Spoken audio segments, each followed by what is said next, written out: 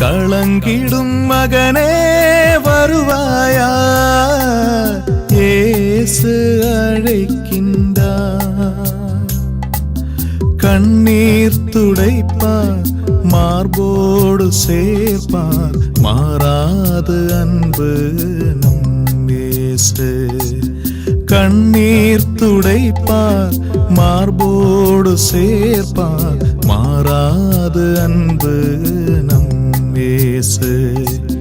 கலங்கிடும் மகனே வருவாயா, இயேசு அழைக்கின்றார்.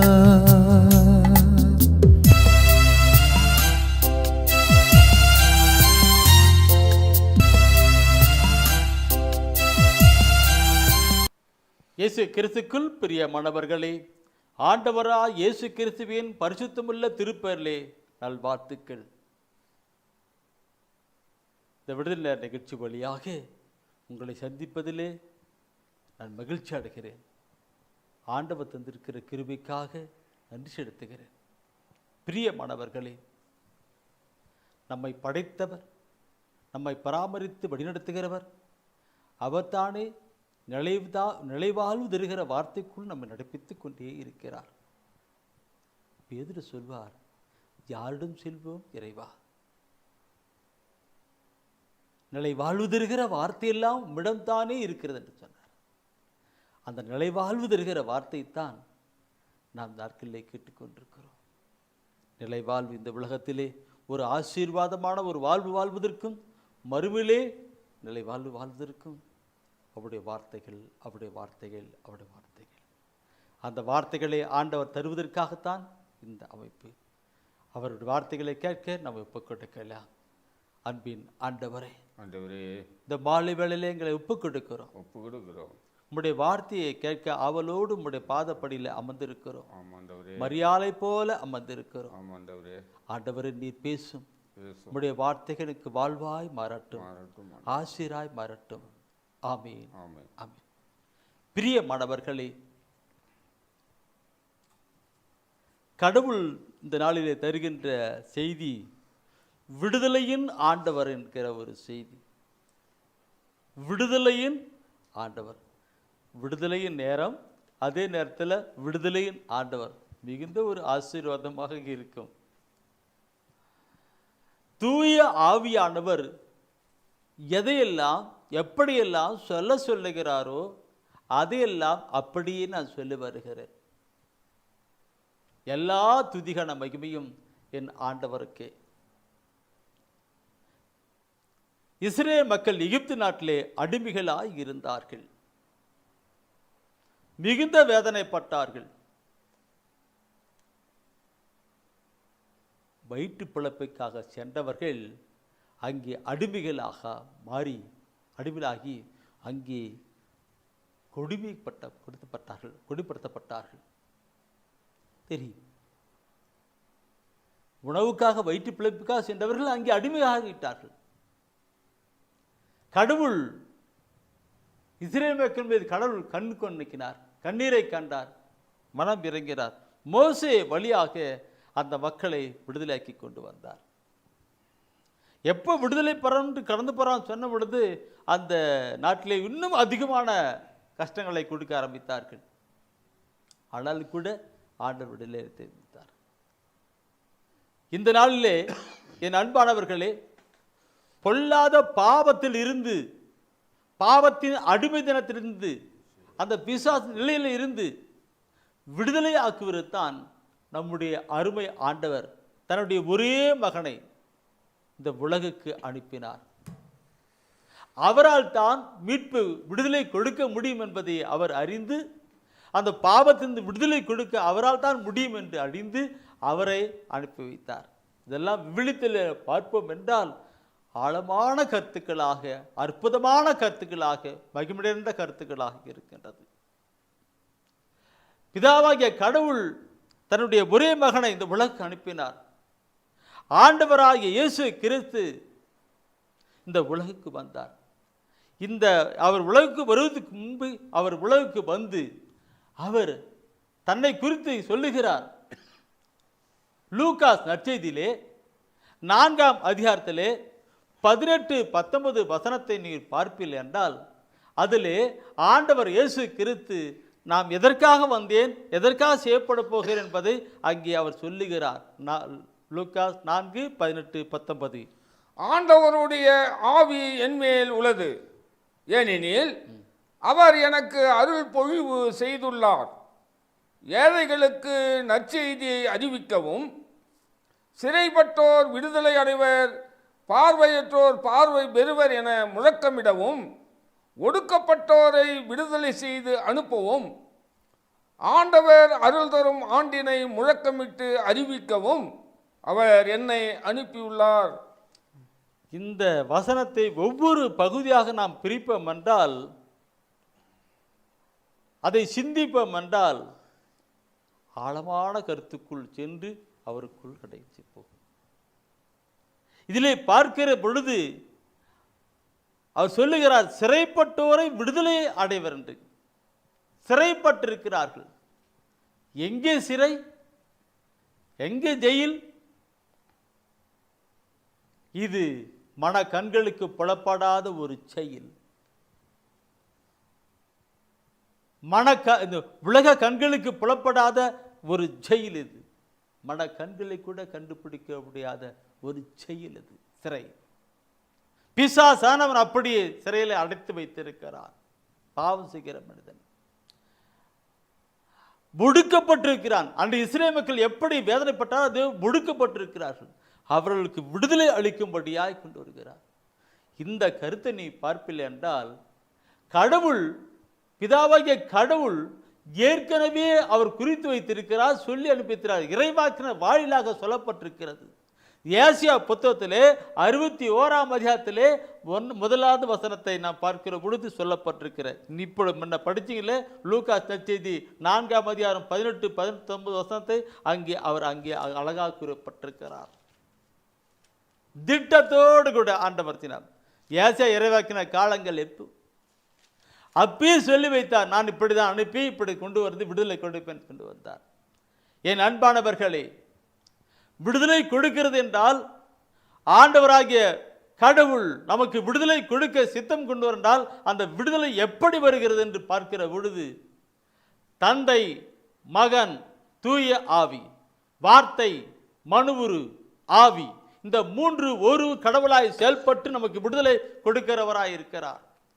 பிதாவாகிய கடவுள் தன் மகன் மூலமாக விடுதலை கொடுக்க செயல்படுகிற பொழுது அந்த கருத்துக்கள் தூய ஆவிலே செயல்படுகிற ஒரு கருத்துக்களாய் இருக்கிறது. முதலாவது பார்க்கிறோம், நான் அடிக்கடி சொல்லுவேன், இந்த விடுதலை நிகழ்ச்சியிலே சொல்லுவேன், என்ன? யோவான் நற்செய்தியிலே 8ஆம் அதிகாரத்திலே 32வது வசனத்தை நாம் பார்க்கிற பொழுது அங்கே சொல்லப்பட்டிருக்கிற வார்த்தை மிக அழகான அற்புதமான ஒரு வார்த்தையாக இருக்கும்.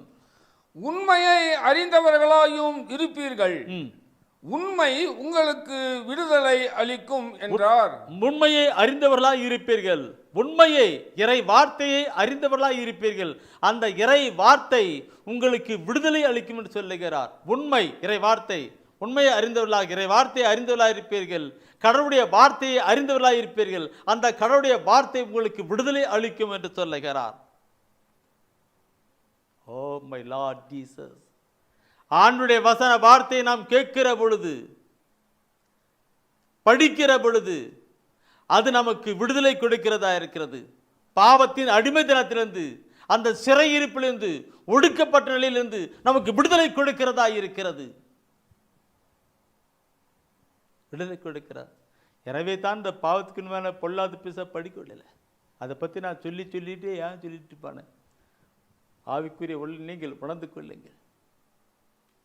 இறைவசன வார்த்தை எங்க விடுதலை கொடுக்கிறதா இருக்கிறது. நான் இதுக்கு உதாரணமாக சொல்லுகிற பொழுது ஒரு கருத்தை பற்றி நான் சொல்லுகிறேன். பெரியம்மாக்களை, புனித பேதுரு, படிப்பறிவு இல்லாத ஒரு பேதுரு, மீன்பிடிக்கிற படிப்பறிவு இல்லாத ஒரு பேதுரு பரிசுத்தாவில் நிரப்பப்பட்டவராக அவர் பேசிட்டு கொண்டிருக்கிறார். அவர் பேசுகிற வார்த்தையை கேட்ட மக்கள், திருத்தூர் பணியில் 2ஆம் அதிகாரத்தில் நினைக்கிறேன், 2ஆம் அதிகாரத்தில் 37-38 அவர் பேசுறார். கேட்டு அங்கிருக்கிற மக்கள் எல்லாம் உள்ளம் குத்தப்பட்டு ஐயோ நாங்கள் என்ன செய்ய வேண்டும், ஐயன் மீர் நாங்கள் என்ன செய்ய வேண்டும் என்று கேட்டு வரார்கள். அப்போ பேதுரு சொல்லுகிறார், பாவ மன்னிப்புக்கான திருமுழுக்கை நீங்கள் பெறுங்கள், தூயாவை பெற்றுக் கொள்ளுங்கள் சொன்னார்.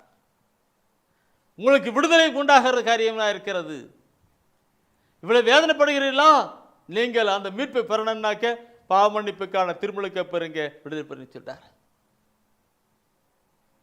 3000 மக்கள் 5000 மக்கள் உள்ளம் குத்தப்பட்டவர்களாக மனம் திரும்புகிறார்கள். இந்த நாட்களிலே பார்க்கணும், இறைவசன வார்த்தை குத்தப்படணும். அந்த வார்த்தை அவர்களுக்கு விடுதலை அளிக்கிறதாக இருக்கிறது. கடவுள் அதுக்கு தான் அனுப்பித்தார் வார்த்தை.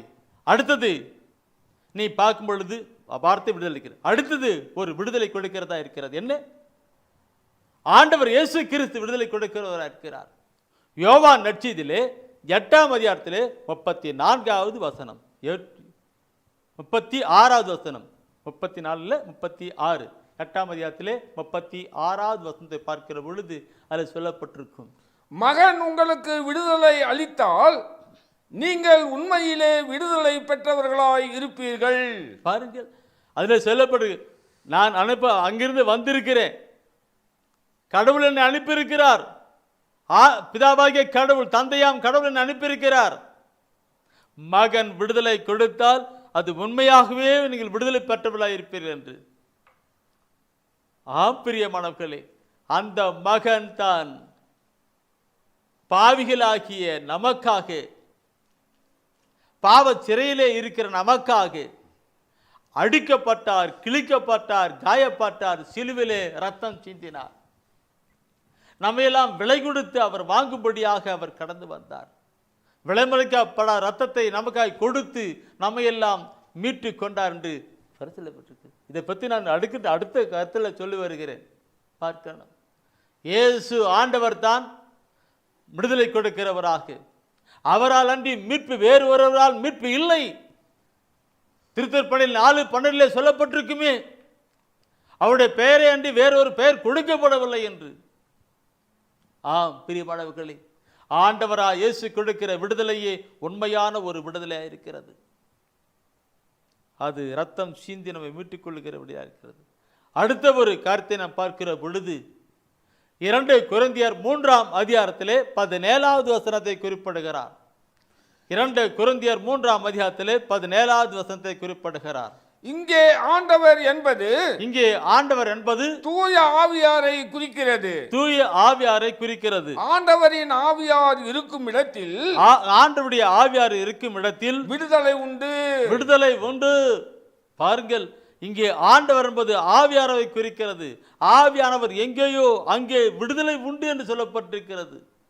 பிரியமானவர்களே, தந்தை வார்த்தையான கடவுள், மகன் இயேசு கிறிஸ்து, தூய ஆவியானவர் நிலையிலெல்லாம் நாம் எல்லாம் விடுதலை பெற வேண்டும் என்றே செய்யப்பட்டு கொண்டிருக்கிறார். ஆண்டவர் என்பது ஆவியானவரை குறித்து. இறைவசன வார்த்தை போகிற பொழுது அங்கே ஆவியானவர் கடந்து போகிறார்.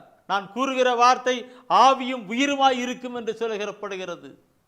அந்த ஆவியானவர் இருக்கிற இடத்திலே அங்கு விடுதலை உண்டு என்று சொல்லப்பட்டிருக்கிறது. இதை பற்றி நாம் பார்க்கிறோம் என்றால் மிக மிக அருமையான ஒரு கருத்து. நாம் எல்லாம் விடுதலை பெறணும் பெருமகளே. விடுதலையின் ஆண்டவர், பாவத்தின் அடிமைத்தனத்திலிருந்து விடுதலை இருக்கு.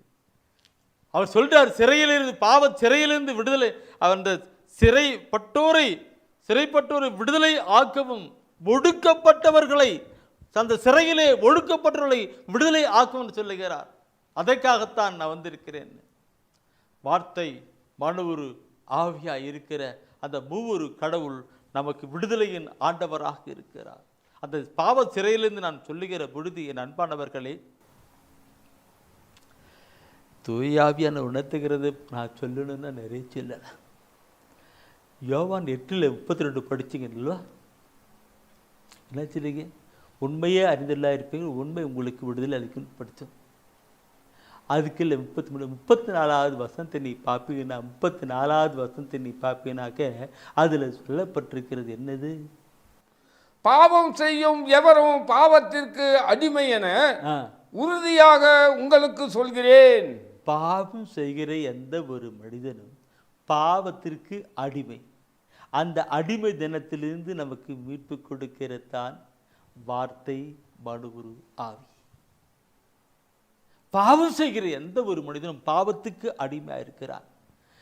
நீங்கள் பைபிளில் வச்சிருக்கிறீங்க, அந்த பைபிளில் 34வது வசனத்துக்கு நேராக பார்த்தனாக்க 44வது வசனம் இருக்கும். அந்த 44வது வசனம் என்ன சொல்லுகிறது என்றால், சாத்தானே அவர்களுக்கு தந்தை என்று சொல்லப்பட்டிருக்கிறது. இருக்கா? இருக்கு. சாத்தானே அவர்களுக்கு யாரு? பாவம் செய்கிற மனிதனுக்கு சாத்தானே தந்தையா இருக்கிறான். அந்த சாத்தான் தான் பல விதமான நிலைகளே நோய்களை வியாதிகளை எல்லாம் கொடுத்து செயல்படுத்திக் கொண்டிருக்கிறான். கவலைகளை கொண்டு வருகிறான், பிரச்சனைகளை கொண்டு வருகிறான், வேதனைகளை கொடுக்கிறான். சிறையிலே அடைக்கப்பட்டு சிறையிலே இருக்கிறவர்கள் எந்த கொடுமை இருப்பார்கள்? நீங்கள் சிறை படத்தெல்லாம் பார்ப்பீங்க இல்லைங்களா? சிறையில் இருக்கிறவர்களை அடிப்பார்கள், கொண்டு வர என்ன செய்வார்கள்? அதுபோல பிசாசானவன் பல விதத்திலே, மனதிலே, உடலிலே, உள்ளத்திலே எல்லாம் நிலைகளில் வேதனை கொடுத்து கொண்டு இருப்பான். நிம்மதி இல்லாத முடியாது. என் அன்பானவர்களே, பாவம் செய்கிற எந்த ஒரு மனிதனும், என்ன சொன்னீங்களா, அந்த பாவம் செய்கிறது சாத்தான் என்று நான் பார்த்தோம் அல்லவா? இந்த கருத்தை நான் அப்படியே சொல்ல முடியல. எனக்கும் தெளிவாக புனித யோவான் மிக தெளிவாக சொல்லியிருக்கிறார். யோவான் தன் திருமுகத்திலே, முதல் திருமுகத்திலே 3ஆம் அதிகாரத்திலே 8வது வசனத்திலே சொல்லப்பட்டிருக்கிறார். அவர் என்ன சொல்லப்பட்டிருக்கிறார்? பாவம் செய்து வருகிறவர் அழகையை சார்ந்தவர், ஏனெனில் தொடக்கத்திலிருந்தே அழகை பாவம் செய்து வருகிறது. பாருங்கள், இன்றைக்கு பாவம் செய்து வருகிறவர்கள் அழகை சார்ந்தவர்கள். பாவம் யாரா இப்போ நான் பாவம் செய்கிறேன்னு நினைக்க பேய் போது இல்லை, பிசாசு போது இல்லை சொல்கிறாங்கள. நம்முடைய உலகப்புறமான வாழ்க்கையில் சில வேலையில சில மனிதர் சொல்லுவாங்க, பேய் போது அப்படிவாங்க. வாழ்க்கையை வாழ்ந்து கொண்டிருக்கிற ஒவ்வொரு மனிதனும் பிசாசை தாழ்ந்தவனாய் இருக்கிறான். அங்கே கட்டப்படுகிறது. பொல்லாத பிசாசு சிறையிலே சிறையில் என்ன பண்ணுவாங்க? சங்கிலி போட்டு விலங்கு போட்டிருப்பார்கள். வெளியே போக முடியாது, விடுதலை அடைய முடியாது, பேச முடியாது, நிம்மதியாக இருக்க முடியாது இல்லைங்களா? ஜெயிலில் எப்படி சிறைப்பட்டிருப்பாங்களோ அதே மாதிரி பொல்லாத பிசாசானவன் நம் ஒவ்வொரு பாவம் செய்கிற ஒவ்வொரு மனிதனையும் அடிமையாக்குகிறான். அவன் கட்டி வைக்கிறான். வெளியே வர முடியாதபடி அவன் சிந்தனையெல்லாம் உருக்கிப்படுகிறான். அந்த விலையை அப்படியே கொண்டு வருகிறது பிசாசானவன் செஞ்சு கொண்டிருக்கிறான். இதெல்லாம் சொல்லுகிற பொழுது நிறைய சொல்லணும். என் அன்பானவர்களே, என் அன்பானவர்களே, விடுதலையின் ஆண்டவர் இந்த விண்ணகம் விட்டு மண்ணகம் வந்தார். விண்ணகம் விட்டு மண்ணகம் வந்தார். அவர் அடிக்கப்பட்டார், கிழிக்கப்பட்டார், காயப்பட்டார், ரத்தம் சிந்தினார். அவர் தன் உயிரையே கொடுத்தார். மீட்புக்காக உயிரே கொடுத்தார். இன்னைக்கு உலகத்தில் எவ்வளவு மக்கள் மீட்பு. ஆனாலும் என் அன்பானவர்களே, மீட்பு பெற வேண்டும், விடுதலை பெற வேண்டும் என்பதற்காகத்தான் இந்த செய்தியை கொடுத்து கொண்டிருக்கிறார்.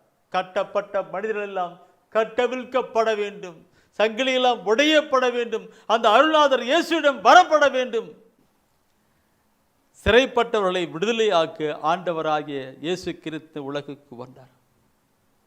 ஒடுக்கப்பட்டவர்களை விடுதலை ஆக்கும்படியாக இந்த உலகுக்கு வந்தார். அவர் தெய்வீக திருவிழித்திலே எப்படியெல்லாம் அவரை பற்றி எல்லாம் சொல்லப்பட்டிருக்கிற வார்த்தையெல்லாம் உங்களோடு கூட பயந்து கொண்டு இருக்கிறேன். பாவம் செய்கிற எந்த ஒரு மனிதனும் பார்க்கிற பொழுது அவன் அழகை சார்ந்தவன் என்று யோவான்லே நான் பார்த்தோம். 1 யோவான்லே திருமுழு அது 1 யோவான்லே அழகா சொல்லுகிறார். பாவம் செய்கிறவன் பிசாசை சார்ந்தவன். தொடர்பு லிங்க் வச்சுட்டே இருக்குது. இருக்கும் அது சொல்லி சொல்லி கொடுத்துட்டே இருக்கும். இப்படி பாவம் பண்ணி அப்படி பாவம் பண்ணி சொல்லி கொடுத்துட்டே இருக்கும். அது செஞ்சுட்டே இருப்பான். விடுதலை ஆக முடியாது. அவன் அதிகாரத்துக்குள்ளாக, அந்த பிசாசுடைய அதிகாரத்துக்குள்ளாக பாவம் செய்து கொண்டே இருக்கிற நிலை இருக்கும். அது மாத்திரமல்ல பிரியமானவர்களே, நீங்க பைபிளில் ஒவ்வொரு கருத்தையும் நீ பார்க்கும் பொழுது ஆண்டவர் அந்த அழகை குறித்து, பிசாசை குறித்து, பாவத்தை குறித்து, பாவத்தின் நிலையை குறித்து ஒவ்வொன்றும் சொல்லி கொடுத்துட்டு இருக்காரு. ஏன்? பெற்றோர்கள் சொல்லுவார்கள், நீ அங்கே போகாத, போனால் உனக்கு இடர்பாடு இருக்கும், நீ அங்கே போனால் உனக்கு அடி விழும். அவங்க அப்படிலாம் செஞ்சுருவாங்க, இப்படிலாம் செஞ்சுருவாங்க, மிரட்டுவாங்க. அப்படிலாம் பிள்ளைகளுக்கு அப்பா அம்மா சொல்லி கொடுப்பாங்க. போகாத, அவனோட கூட பழகாத, அவங்களோட கூட இது பண்ண ஒத்துருக்கிறாருன்னு சொல்லுவாங்க. அதே போல நம்முடைய அருமை ஆண்டவர் தானே இந்த பாவத்தை குறித்தும் அழகை குறித்தும் அழகின் செயல்பாட்டை குறித்தும் பைபிளில் மிக தெளிவாக சொல்லிக் கொண்டிருக்கிறார். அதை நாம் கேட்டோம் என்றால், அதை நாம் கடைபிடித்தோம் என்றால், அந்த அழகின் செயலிருந்து விடுபட்டு, பாவத்திலிருந்து விடுபட்டு ஆண்டவருக்குள்ளாக வாழ்ந்து வளர்கின்ற மக்களாக இருப்போம்.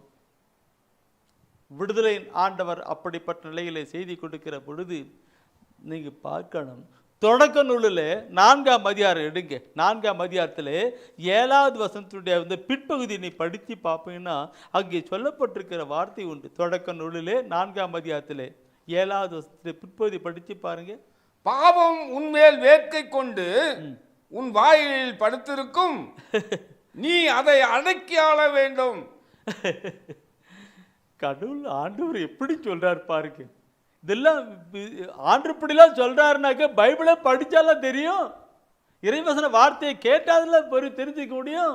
அது இல்லாம எப்படியோ இருந்தா எப்படி முடியும்? நண்பன் பார்க்கணும் இருக்கும். ஆனால் இதை சொல்லுகிற பொழுது வேற ஒரு கருத்து சொல்லிட்டு பைபிளை பண்ணுங்க.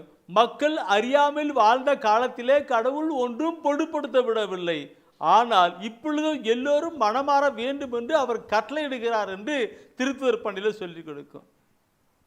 அறியாமல் வாழ்ந்த காலத்தில் அன்னைக்கெல்லாம் படிப்பறிவு இல்லை, மக்களுக்கு படிப்பறிவு இல்லை, விசுவாசம் அதிகமாக இருந்தது, கடவுள் மேலே பயம் இருந்தது. அப்படியே போயிட்டு இருக்குதாங்க. இன்னைக்கு நான் பார்க்கிறோம், எல்லாம் படிப்பறிவு இருக்கிறவன் தான், அறியாமல் நல்ல படிப்பு கடவுள் எல்லாம் தெரிஞ்சது தான். கடல் பயம் இல்லை, இல்லை ஒன்றும் இல்லை, போயிட்டு இருக்குது. சரி, அதை பற்றி நான் சொல்ல வேற ரூட்டில் போயிட்டுருக்கு, நான் கொண்டு வரல. எனக்கு இங்கே நீங்க தொடக்கணும் சொன்னால், பாவம் உன்மேல் வேக்கை கொண்டு உன் வாயிலில் படுத்திருக்கின்றார். வாயில் என்ன? எங்க வாயில்?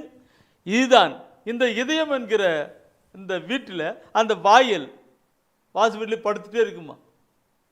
மனசில் தோன்றுச்சு செஞ்சிட்டேன், மனசில் தோன்றுச்சு போனேன், மனசில் தோன்றுச்சு வந்தேன், மனசில் தோன்றுச்சு அப்படி பண்ணேன், அப்படி மனசில் அந்த வாயில், அந்த வாயில், அந்த இதயத்தின் வாயில், இந்த இதயம் என்கிற வீட்டிலிருந்து வாயில் தான் நாங்கள் சொல்லப்பட்டிருக்கு. அந்த வாயில் படுத்துக்கிட்டே இருக்குமா.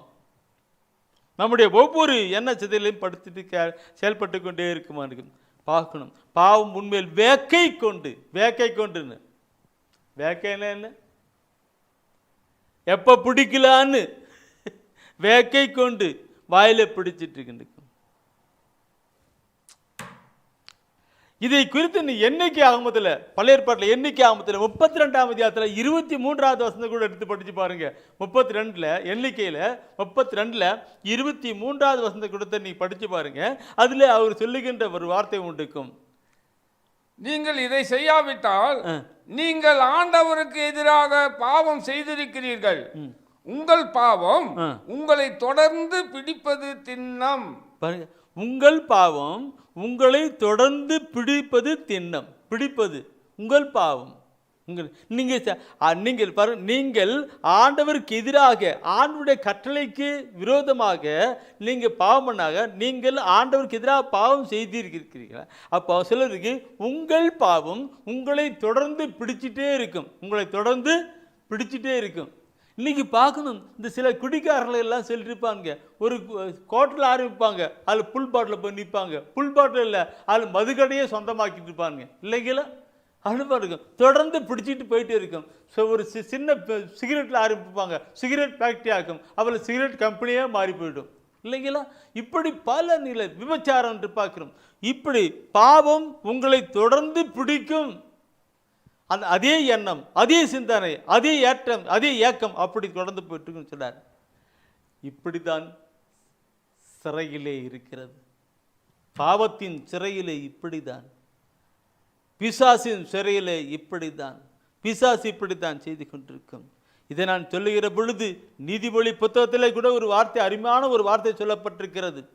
ஒவ்வொரு வசனம் பாடும். நீதிமொழி புத்தகத்திலே 5ஆம் அதிகாரத்தில் 22வது வசனத்தை படிங்க. அதுல ஒரு வார்த்தை சொல்ல இருக்கும். 5ல் 22வது வசனம். பொல்லார் தம் குற்ற செயல்களில் தாமே சிக்கிக் கொள்வர், தம் பாவ வலையில் தாமே அகப்பட்டுக் கொள்வர். அகப்பட்டுக் கொள்வார்கள். பொல்லார் தம் குற்ற செயல்களில் தாமே சிக்கிக் கொள்கிறார்கள், தம் பாவ வலையில் தாமே அகப்பட்டுக் கொள்வார்கள் சொல்லப்பட்டிருக்கு. பாவ வலையில் தாமே அகப்பட்டுக் கொள்வார்களே. ஒவ்வொரு இது பிடிப்பதற்கு ஒரு வலைப்படுவாங்க இல்லைங்களா? முயலை பிடிப்பதற்கு அதுக்கு தகுந்தவாறு தீனை போட்டான் இல்லைங்களா? எலி பிடிப்பதற்கு, கோழியை பிடிப்பதற்கு, ஒவ்வொன்றும் பிடிப்பதற்கு, அது மீன் பிடிக்கிறதுக்கு அதுக்கு அந்த புழு போடுவாங்க. திண்டு வலை போடுறது வேற, அந்த துண்டில் போடுவாங்க. இது பிடிக்கும். அதே போல பொல்லாத பிசாசானவன் யாரை எப்படி பிடிக்கலாம், எப்படி பிடித்து வசைப்படுத்தலாம் என்று வலை போட்டு அங்கே செயல்பட்டு அதை பிடிச்சு கொண்டு போயிட்டு இருப்பான். அந்த வலையிலிருந்து வெளியே வர முடியாதபடி அந்த சிறையிலாக இருக்கிற அந்த அடையில் அடைக்கப்பட்டிருப்பான் சொல்லப்பட்டிருக்கிறது.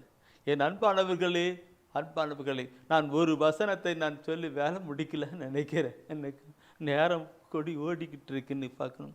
ரோமர் புத்தகத்தை எல்லாரும் எடுங்க. ரோமர் நானும் எடுத்து கொண்டு வரேன்.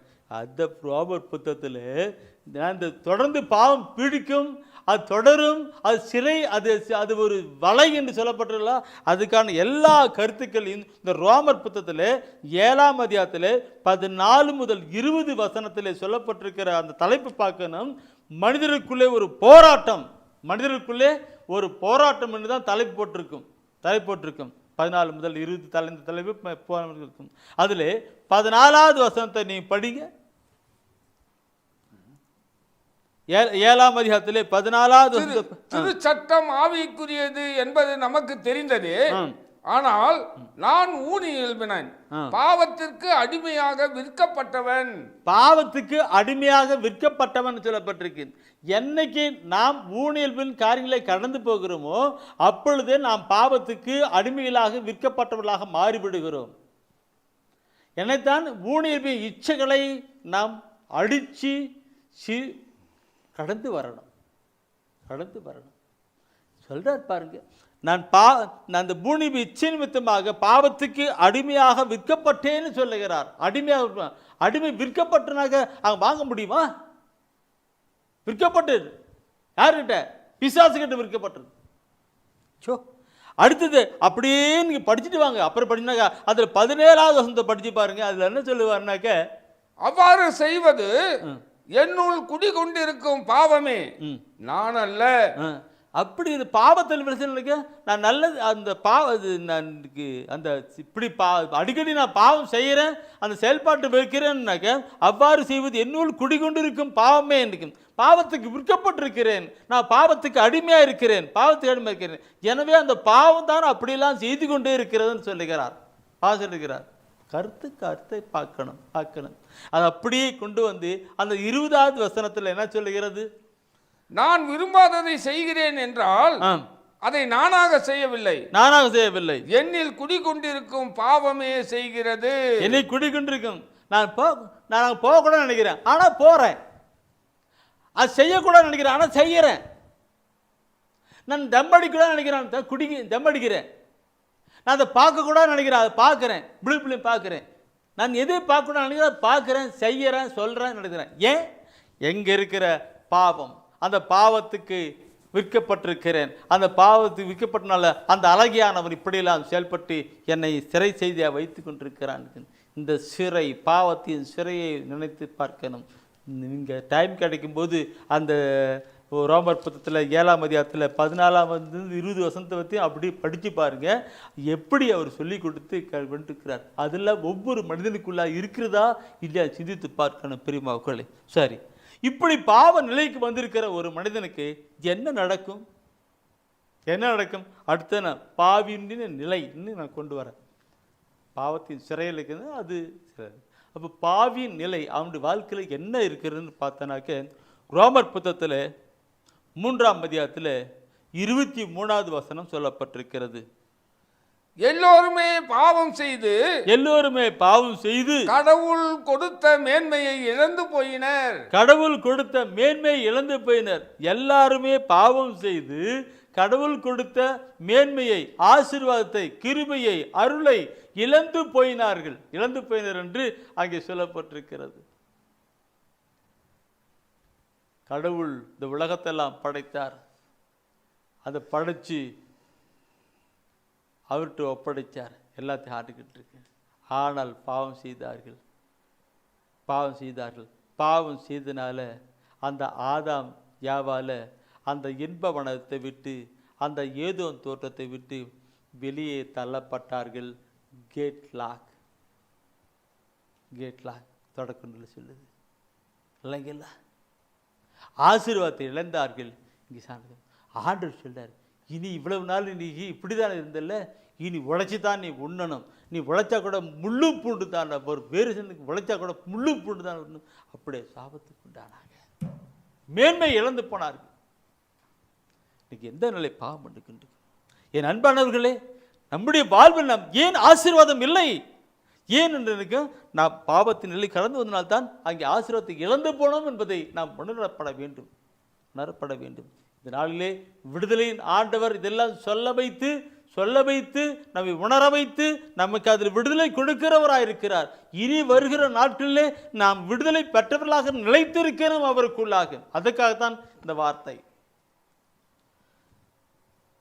என் அன்பானவர்களை பார்க்கணும். கடவுள் எவ்வளவு நன்மை திருக்கிறான் சொன்ன, நன்மை இழந்து விட்டான் சொல்லப்பட்டிருக்கல்லவா?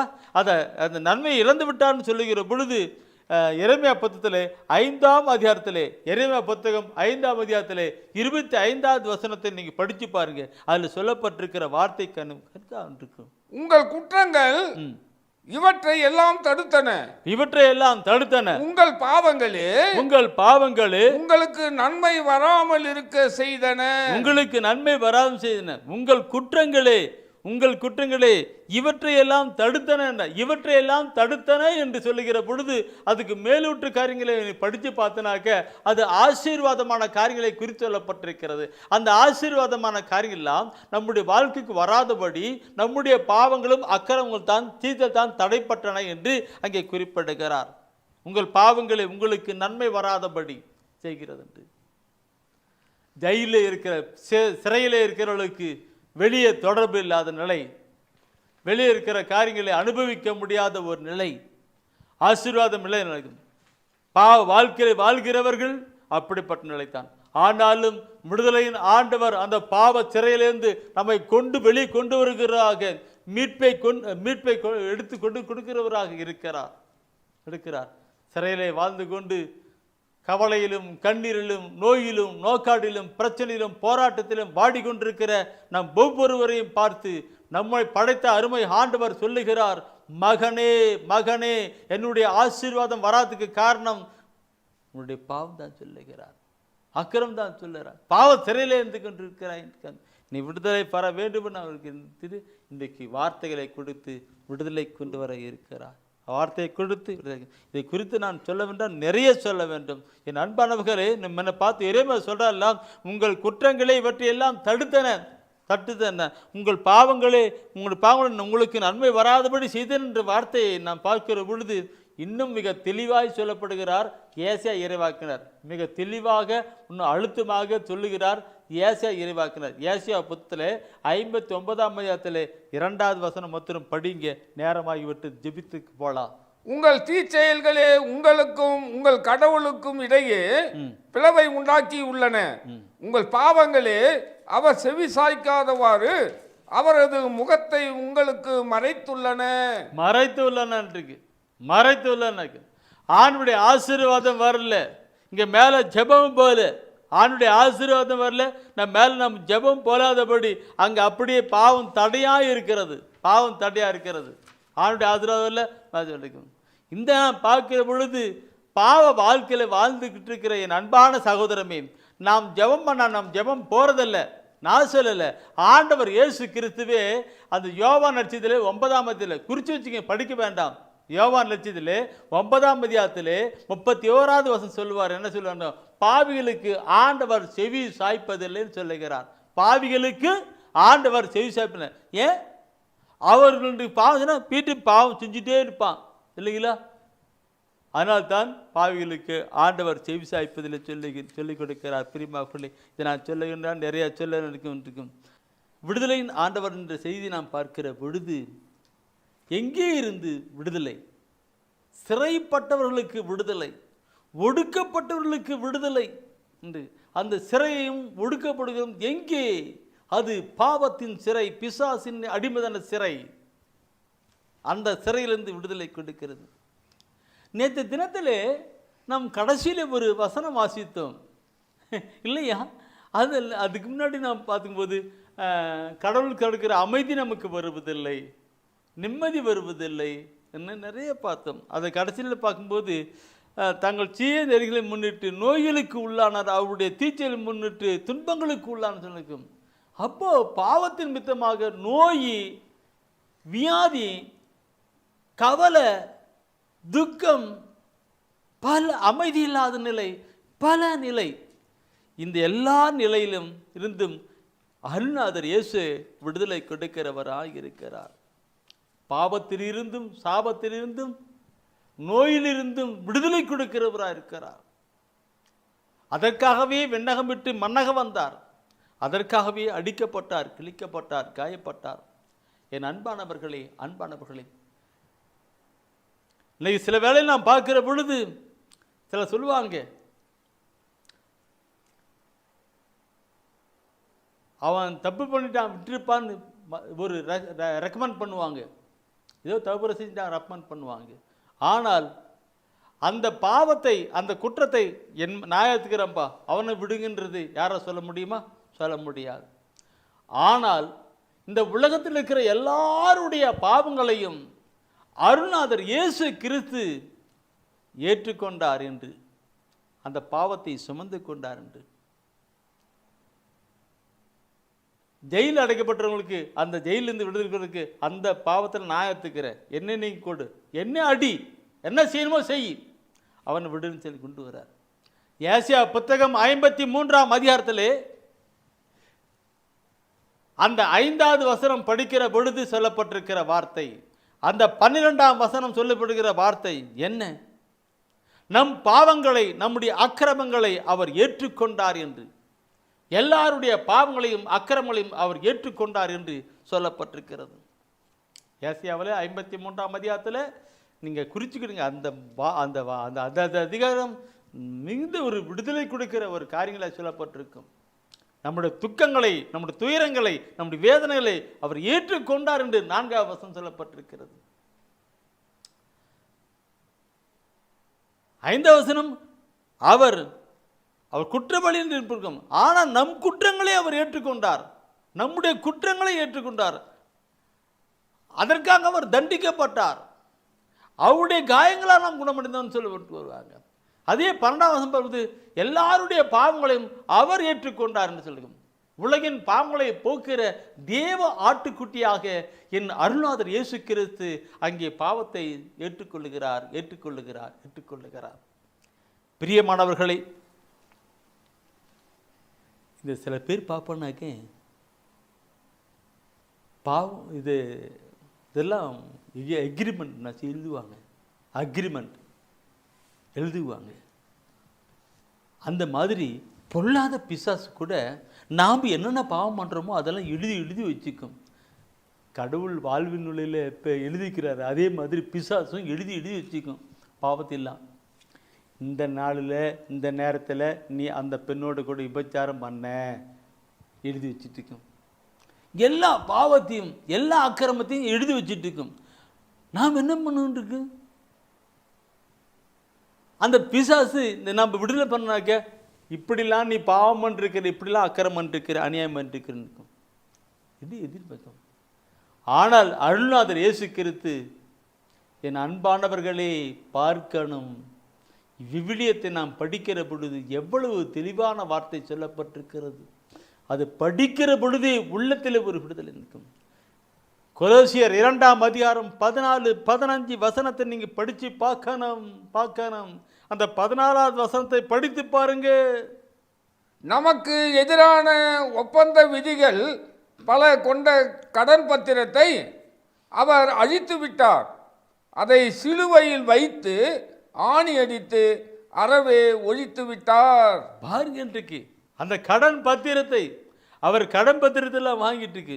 அதில் நீ பார்ப்பனா அந்த 15 வசனத்தில் அவர் எல்லாம் வாங்கிட்டு சுமந்து கொண்டு ஊர்வலமாக போனார்ண்டு. என் அன்பானவர்களே, அதெல்லாம் ஊர்வலமாக கொண்டு போயிட்டு கல்வாரி மலையிலே 3 ஆணிகளிலே சிலுவைங்க. கடன் பத்திரம் இதுதான் கடன் பத்திரம் வச்சுக்கிடுங்க. இந்த கடன் பத்திரத்தை எல்லாம் வாங்கி அந்த பிசாசுக்கிட்ட பிடுங்கி என்ன அவன் என்ன பண்ணான், அது அப்படியே பிடி எல்லாம் பிடுங்கி வாங்கி அதெல்லாம் போட்டு சிலுவையில் வைத்து அரைஞ்சி விட்டார். நான் அந்த சிலுவை மேன்மையை பற்றி ஒரு செய்தி கொடுத்துருப்பேன்.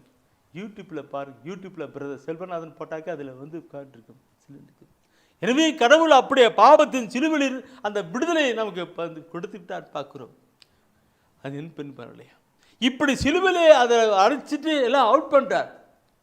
அதே கொலோசியர் புத்தகத்திலே முதல் அதிகாரத்திலே 20வது வசனத்தை நீ படிச்சு பாருங்க. கொலோசியர் முதல் அதிகாரம் 20வது வசனத்திலே, சிலுவையில் இயேசு சிந்திய இரத்தத்தால் அமைதியை நிலைநாட்டவும் விண்ணில் உள்ளவை மண்ணில் உள்ளவை அனைத்தையும் அவர் வழி தம்மோடு ஒப்புரவாக்கவும் கடவுள் திருவுளம் கொண்டார். பாரு, பிதாவாய் கடவுள் அப்படி திருவுளம் கொண்டார். அதனால்தான் மனுமகன் இயேசு கிறிஸ்துவை இந்த உலகத்தை அனுப்பினார். இயேசு கிறிஸ்து சிலுவையிலே ரத்தம் சிந்தினார். நான் நேத்தியே சொன்னேன் இல்லைங்களா? ஆண்டவருடைய அருள் ஆசீர்வாதம் வராதபடியும் நம்முடைய ஜெபம் மேலப்படாதையும் ஆண்டவருக்கும் நமக்கும் இடையே ஒரு தடையை உண்டு பண்ண இருக்கிறது. பாவம் அக்கிரமம் தடையாக இருக்கிறதுக்கு இந்த தடையை போக்குவதற்காகத்தான் அருளாதர் இயேசு கிறிஸ்து வானத்துக்கும் பூமிக்கும் நடுவாக சிலுவிலே தொங்குகிறார். சிலுவிலே தொங்கி அங்கே ரத்தத்தை சிந்துகிறார். எங்கே? இந்த பாவம் இருக்கிற இடத்துல அந்த ரத்தம் தொங்கி விடுது. அப்போ அந்த பாவமெல்லாம் போயிடும். எந்த ஒரு மனிதன் இயேசுவே பாவ மன்னிப்பு கொடுக்கிறவர், அவரால் மீட்பு இல்லை என்று இயேசுவிடம் வந்து பாவத்தை ஏற்று மனம் பறிந்து அழுகிற பொழுது அந்த பாவம் ஒவ்வொன்றா டொக்குன்னு எல்லாம் போயிட்டே இருக்கும், எல்லாம் போயிடும். அப்போது அந்த பாவம் கண்டு போகும். ஆண்டவர் வைத்திருக்கிற ஆசீர்வாதம். பாவிகளுக்கு அமைதி இல்லை என்று பார்த்தோம், லாக். ஆனால் சிலுவையிலே அவர் சிந்தி ரத்தினாலே அமைதி உண்டாகிறது. வானத்துக்கும் பூமிக்கும் இடையே ஒப்புரவாகிறது, அமைதி உண்டாகிறது. விடுதலை நாயகர் சந்தோஷமா நாம் பார்க்கணும், கொண்டு வரணும். ஓ மை லார்ட், இதை நான் சொல்லுகிற பார்க்கணும். ஒவ்வொரு இயேசு கிறிஸ்து விடுதலை நாயகராக செயல்படுகிறதை பார்க்கிறது உண்டு நினைச்சே பண்ணும். அது வார்த்தையாக மனு உருவிலே செயல்பட்டதாக தூயாவிலே செயல்பட்டதாக கடந்திருக்கிறது. யோவான் திருமுகத்தில் 1 யோவான்ல முதல் அதிகாரத்தில் 7வது வசனத்தை நீங்கள் படிப்பீங்கன்னாக்க அந்த பிற்பகுதி படிங்க, நிறைய இருக்குது. அந்த பிற்பகுதி படிங்க. அந்த பிற்பகுதியில் ஒரு கருத்தை சொல்ல போட்டிருக்கோம், எடுத்துட்டீங்க, எல்லாம் பயிர்வதற்க. அவர் மகனாகிய இயேசுவின் ரத்தம் எல்லா பாவத்தினின்றும் நம்மை தூய்மைப்படுத்தும். எல்லா பாவத்தினின்றும் நம்ம இருக்கும். எந்த பாவம் இருக்கு? நாம் நம்முடைய பாவத்தை, நம் குற்றங்களை ஏற்றுக்கொள்ளுமானால் அவர் நம் பாவங்களை எல்லாம் மன்னிக்கிறவராக, பாவத்தை போக்கி கழுவுறாக, தூய்படுத்துவராக இருக்கிறார். சிறையிலே இருக்கிற பாவத்தின் சிறையிலே, பிசாசின் சிறையிலே கட்டப்பட்டுள்ள இருக்கிற நமக்கெல்லாருக்கும் ஆண்டவர் சொல்றார். அவர் சொல்றாரு, எல்லா பாவத்தையும் அவர் கழுவுகிறார், ரத்தத்தினாலே கழுவுகிறார், குற்றப்பள்ளியெல்லாம் தொடக்கி மாற்றுகிறார் சொல்லப்பட்டிருக்கிறது வசனம். அது மாத்திரமல்ல என் அன்பானவர்களே, இந்த வார்த்தை நான் படிக்கிற பொழுது வேற ஒரு வார்த்தை கூட எனக்கு வருகிறது. அந்த ரத்தம், அவர் ரத்தம் குந்திரான்னு நினைக்கிறேன். அந்த ரத்தம் சாதாரணமான ரத்தம் கிடையாது. சிறையிலே இருக்கிறவர்களுக்கு என்ன ஒரு விடுதலை கொடுக்கணும்னாக்க, புனித பேதுரு என்ன சொல்றாருனாக்க, 1 பேதுருல நீங்க பார்க்கிற பொழுது 1 பேதுருல முதல் அதிகாரத்தில் 18-19 வசனத்தை நீங்க குறிச்சுக்கிடுங்க, படிக்க வேண்டாம். 1 இந்த பேதுருல முதல் அதிகாரத்தில் 18-19 வசனத்துக்கு, நாம் எல்லாம் விலை கொடுத்து வாங்கப்பட்டிருக்கிறோமாம். விலை மதிக்கப்படாத அந்த உன்னதமான இயேசு கிறிஸ்துவினுடைய இரத்தத்தினாலே நாம் விலை கொடுத்து வாங்கப்பட்டிருக்கிறோம் என்று. ஐயா, அது நான் வேறமா சொல்றேன், விலைக்குப்பான்னு இருக்கு, விலை கொடுத்து வாங்கணும். முன்னாடி கடன் பத்திரம் பிடிங்கி போனான், இங்கே எடுத்துக்கிட்டான், இங்கே சொல்லுங்க விலை கொடுத்து வாங்கப்பட்டான்னு சொல்லப்பட்டிருக்கு. என்ன சார்ஜ், என்ன கடன், அதெல்லாம் கொடுத்து ஒவ்வொன்று கருத்து நான் பார்க்கணும். என் அன்பானவர்களே, பாவத்தின் மித்தமாக சில வேளையில் சாபம் வந்துடும். இதெல்லாம் சொன்னது எனக்கு அப்படியே உள்ளத்தில் பூரடிக்கிறது. நம்முடைய மக்கள் இதை உணர்ந்து கடந்து போகணும். இறைவசன வார்த்தைகளை படித்து கொண்டு போகும்போது தான் அந்த வழி தெரியும். அவர் வழி பக்கம் போகணும், அவர் வழி பண்ணணும், அவருடைய அறிந்து கொள்ளுகிற காரியம் அவருக்கு பயணப்பான இருக்கு. அல்ல பேதுரு ஒன்று பேதுரு சொல்லும்போது, பிழைமடைக்கப்படாத உன்னதமான உயிருள்ள ஆட்டுக்குட்டியாகி இயேசு கிறிஸ்துவினுடைய பரிசுத்த ரத்தத்தினால நாமெல்லாம் விலைக்கு வாங்கப்பட்டிருக்கிறோம் என்று. பொண்ணு பொருள் அல்ல, காசு பணம் அல்ல, அதெல்லாம் இல்லை, விலை மதிக்கப்படாத இயேசுவின் ரத்தம் இருக்கிற அவரு தன் ரத்தத்தை சிந்தி நம்ம விலை கொடுத்து வாங்கியிருக்கிறார். என் அன்பானவர்களை ஒரு கருத்தை நான் பார்க்கிறேன். அந்த கருத்தோட கொண்டு பார்க்கும்போது அந்த பாவத்திலிருந்து ஒரு விடுதலை கொடுக்கிற நிலை பாவத்தின். அது மாத்திரமல்ல, இந்த நம்ம கட்டளை மீறது பாவம் சாபம் வரும். இனச்சட்டத்தில் 28ஆம் அதிகாரம் பார்ப்பீங்கன்னாக்க, ஆண்டவருக்கு கீழ்ப்படுகிற பொழுது ஆசீர்வாதம், அந்த கட்டளை மீறுகிற பொழுது அது சாபம் சொல்லப்பட்டிருக்கும். சாபம். இப்படி நாம் கட்டளையை மீறி பாவம் பண்ணுகிற பொழுது அங்கே வருகிறது சாபம் கூட வரும். அந்த சாபத்தை கூட இன்னைக்கு ஆண்டவர் மாற்றுகிறார். இன்னைக்கு நிறைய பேர், எனக்கு ஏதோ சாபம், என் குடும்பத்தில் சாபம், அப்படி சாபம், இப்படி சாபம் இல்லை. சிலுவையில் இயேசு அந்த சாபத்தை எல்லாம் மாற்றி விட்டார். அந்த சாபத்தில் இருந்து அந்த விடுதலை கொடுக்கிறவராய் மாற்றி விட்டார். கலாத்தியர் புத்தகத்தை எடுத்து படித்து பாருங்கள். 3ஆம் அதிகாரத்திலே 13வது வசனத்தை எடுத்து படித்து பாருங்கள். கலாத்தியர் 3:13. மரத்தில் தொங்கவிடப்பட்டோர் சபிக்கப்பட்டோர் என்று எழுதியுள்ளவாறு நமக்காக கிறிஸ்து சாபத்துக்குள்ளாகி நம்மை சட்டத்தின் சாபத்தின் என்று மீட்டுக் கொண்டார். விடுதலை கொடுத்து விட்டார். சட்டத்தின் சாபத்திலிருந்து விடுதலை கொடுத்து விட்டார். இன்னைக்கு என் அன்பானவர்களே, உண்மையான ஒரு கிறிஸ்தவ ஜீவிதம் வாழ்கிற பொழுது நம்முடைய வாழ்க்கையிலே பாவம் இல்லை, சாபம் இல்லை, நோய் இல்லை கொண்டு வருகிற கருத்தை நான் பார்க்கலாம். இயேசு அதற்காகத்தான் இன்னைக்கு நிறைய பேர் பிசாசு அப்படி பண்ணுச்சு, இப்படி பண்ணுச்சு, பாவனுக்கும் பாவத்திலிருந்து மீட்பு அடையணும். அதுக்காகத்தான் இந்த விடுதலை செய்தி செய்தியிலே விடுதலின் ஆண்டவர் செய்தியை கொடுக்கும்படி அவரே சொல்லியிருக்கிறார். சொல்லன்னு நான் சொல்ற போது அப்படி பொங்கிக்கிட்டு வருது. மக்கள் இறை கடந்து வரல, விடுதலை பெறல, விடுதலை ஆகல. ஏன்? அந்த விடுதலையின் நாயகரை இன்னும் அனுபவிக்கப்படவில்லை. நான் விடுதலை இருந்தாது மத்தன சொல்ல. நான் அடுத்த செய்தியை கொடுக்கும் பொழுது ஆண்டவருடைய சாட்சிகள் என்ற ஒரு செய்தி கொடுக்கும்படி தூயான் இப்போ உணர்த்துறார். அடுத்து வர செய்தி என்பது சாட்சி, ஆண்டவருடைய சாட்சின்னு சொல்றது. சொல்லணும். என் அன்பானவர்களே, ஆண்டவர் பாவத்திலிருந்து நம்மை மீட்டுக் கொண்டார், சாபத்திலிருந்து மீட்டுக் கொண்டார். அது மாத்திரமல்ல, சில வேளையிலே நோய்கள், பாவத்தினால் வருகிற நோய்கள் உண்டு. உன் பாவம் மன்னிக்கப்பட்டது, நோய் நீங்கி சுகமாய் போன்னு சொல்றார். அப்ப பாவத்தினால் வருகிற நோய்கள் உண்டு, பிசாசு கொடுக்கிற நோய்கள் உண்டு. அந்த நோய்கள் எல்லாம் விடுதலை கொடுக்கிறவர் நம்ம அருமை ஆண்டவர். ஏசியா புத்தகம் 53ஆம் அதிகாரம் 5வது வசனத்தை நீங்க படிச்சு பாருங்க. 53ஆம் அதிகாரத்தை 5வது வசனத்தை படிச்சு பாருங்க.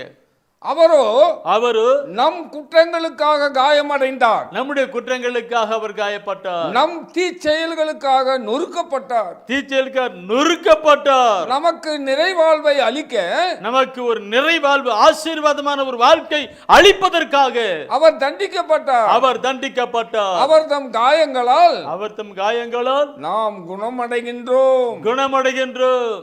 எந்தன வசன வார்த்தைகள் பார்க்கணும் பிரியமானவர்களே, வசன வார்த்தைகளை பார்க்கணும். அவர் நம்முடைய பாவங்களுக்காக, அக்கிரமங்களுக்காக, அநீதிகளுக்காக, குற்றங்களுக்காக அவர் தண்டிக்கப்பட்டார், அடிக்கப்பட்டார், நொறுக்கப்பட்டார், கிழிக்கப்பட்டார். தவ காலத்தில் நாம் பார்க்கிறோம், தவ காலத்தில் அங்கே நாம் சொல்லிட்டு போயிட்டே இருப்போம். பிளாத்துக்கள் அரமனைந்து கபாலத்தால் வரைய அவர் அடிக்கப்பட்டு நொடிக்கப்பட்டு திந்து போவோம். உண்மையாகவே அவர் அடித்து கிழித்து அவர் உடலில் முழுதுமா காயம், அவர் உடலில் உச்சந்தலையில் முள்முடி, உடலெல்லாம் காயம், ஏர் உழுது போல இழுவப்பட்டிருக்கிறது. அப்படின்னா என்ன அர்த்தம்? பிசாசு கொடுக்கிற எல்லா நோய்களிலிருந்தும் நமக்கு விடுதலை கொடுக்க முடியாது, பாவத்தின் நிமித்தம் வருகிற எல்லா நோயிலிருந்து விடுதலை கொடுக்க முடியாக அவர் காயப்பட்டார் என்று பார்க்கிறோம். காயப்பட்டார், எல்லா நோய்களும் விடுதலை என்று. இதைத்தானே புனித பேதுரு அங்கே சொல்லுவார். பேதுரு சொல்லுவார் 1 பேதுருவிலே 2ஆம் அதிகாரத்திலே 1 பேதுரு 2ஆம் அதிகாரத்திலே 24வது வசனத்திலே சொல்லுகிற பொழுது, பாவங்களை அவரே சுமந்தார், நம்முடைய பாவங்களை எல்லாம் அவரே சுமந்தார், அவர் தம் காயங்களால் நாம் குணமடைகின்றோம் என்று சொல்லப்பட்டிருக்கிறது. அன்பானவர்களே, அந்த விடுதலையின் நாயகர், அந்த விடுதலையின் நாயகர் கொடுக்கிற ஆசீர்வாதத்தை நாம் மகிழ்ச்சியோடு எடுக்கணும், நாம் அனுபவிக்கணும். இந்த செய்தியை கேட்டுக்கொண்டிருக்கிற பொழுது உங்களுக்கு விடுதலைத்தான், அது ஒரு விடுதலைத்தான், அது ஒரு விடுதலைத்தான். பாவத்திலிருந்து, நோயிலிருந்து, சாபத்திலிருந்து உங்களுக்கு விடுதலைத்தான். நம் ஒவ்வொருக்கும் விடுதலைத்தான். அருள்நாதர் இயேசு கிறிஸ்து அந்த விடுதலை கொடுக்கிறவராகவே இருக்கிறார். எல்லாம் சந்தோஷத்தோடு கூட, அந்த விசுவாசத்தோடு கூட நாம் அப்படியே ஜெபத்தில் கடந்து போகலாம். விடுதலை விடுதலை விடுதலை, எனக்கு விடுதலை விடுதலை விடுதலை, விடுதலை விடுதலை விடுதலை, எனக்கு விடுதலை விடுதலை விடுதலை, நோயிலிருந்து விடுதலை, பேயிலிருந்து விடுதலை, நோயிலிருந்து விடுதலை, பேயிலிருந்து விடுதலை, விடுதலை விடுதலை விடுதலை, எனக்கு விடுதலை விடுதலை விடுதலை, விடுதலை விடுதலை விடுதலை, நமக்கு விடுதலை விடுதலை விடுதலை, பாவத்திலிருந்து விடுதலை, சாபத்திலிருந்து விடுதலை, பாவத்திலிருந்து விடுதலை, சாபத்திலிருந்து விடுதலை, விடுதலை விடுதலை விடுதலை, எனக்கு விடுதலை விடுதலை விடுதலை, விடுதலை விடுதலை விடுதலை, நமக்கு விடுதலை விடுதலை விடுதலை, ஆவியினால் விடுதலை, துதியினால் விடுதலை, ஆவியினால் விடுதலை, இரத்தத்தினால் விடுதலை, விடுதலை விடுதலை விடுதலை, எப்போதும் விடுதலை விடுதலை விடுதலை, விடுதலை விடுதலை விடுதலை, நமக்கு விடுதலை விடுதலை விடுதலை, கவலையினால் விடுதலை, கண்ணீரினால் விடுதலை, கவலையிலிருந்து விடுதலை, கண்ணீரிலிருந்து விடுதலை, விடுதலை விடுதலை விடுதலை, நமக்கு விடுதலை விடுதலை விடுதலை. விடுதலையின் ஆண்டவரே, உங்கள் ரத்தத்தினால் எங்களுக்கு விடுதலை தந்தவரே, உம்மை நன்றியோடு உம்மை போற்றுகிறோம் ஆண்டவரே. உங்கள் வார்த்தையினால் எங்களுக்கு விடுதலை கொடுப்பதற்காய் நன்றி செலுத்துகிறோம் ஆண்டவரே. விடுதலையின் நாயகன் எங்களுக்கு தாயும் தந்தையுமாய் இருப்பதற்காக உமக்கு நன்றி செலுத்துகிறோம் ஆண்டவரே. ஆண்டவரே, இந்த அருமையான விடுதலை செய்தியை பார்த்து கொண்டிருக்க ஒவ்வொருவருடைய குடும்பத்திலும் ஆண்டவரே, தனி மனித வாழ்க்கையிலும் விடுதலை நாயகனாய் இருப்பதற்காக உமக்கு நன்றி செலுத்துகிறோம் ஆண்டவரே. ஆண்டவரே, இந்த விடுதலை செய்தி ஆண்டவரே, விடுதலை நேரம் ஆண்டவரே, மக்களுக்கு ஆண்டவரே விடுதலை தருகின்ற ஒரு நேரமாக இருக்கட்டும் ஆண்டவரே.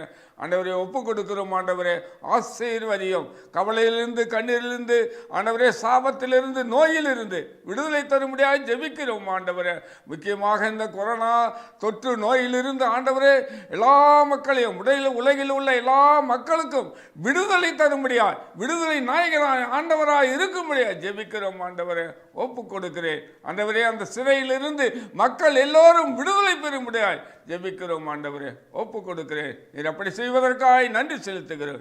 எங்கள் அருமேசுவின் ஈடு இணையற்ற அற்புத பெயரிலே ஜெபிக்கிறேன் நல்ல தந்தையே. ஆமேன், ஆமேன். அரியே வாழ்க ஆண்டவரும் உடனே, பெண்களிலே நீர் பேரு பெற்றீரும் மகனும் வாழியவே. பரிசுத்த மரியாயே எங்கள் பரமனின் தாயாரே, பாவிகள் எங்களுக்காய் பரமனை மன்றாடும். இப்போதும் நீர் மன்றாடும், எப்போதும் நீர் மன்றாடும். தீமைகள் நெருங்கையிலே பரமனை மன்றாடும். மரணம் வருகையிலே எம்மை தாங்கும் அம்மா.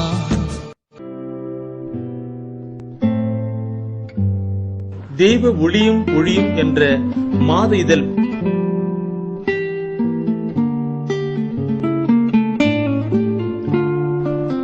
எமது டிவைன் ஊழியத்தின் வழியாக வெளியிடப்படும் தெய்வ ஒளியும் ஒளியும் என்ற மாத இதழ் பெற வேண்டும் என்றால் சரியான முகவரியை அனுப்புங்கள்.